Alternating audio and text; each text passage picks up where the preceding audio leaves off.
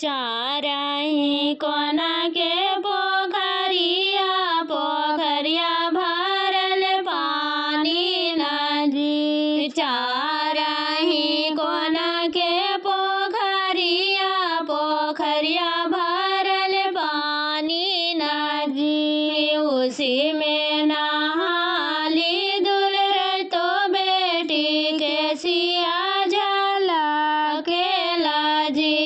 उसी में नहाली दुल्हन तो बेटी के सिया झलक के लाजी। घोड़ा बा चढ़ला अखी दुल्हन तो दुल्हा घोड़ा से उतार गेलन जी। घोड़ा बा चढ़ला अखी दुल्हन तो दुल्हा घोड़ा से उतार गेलन जी।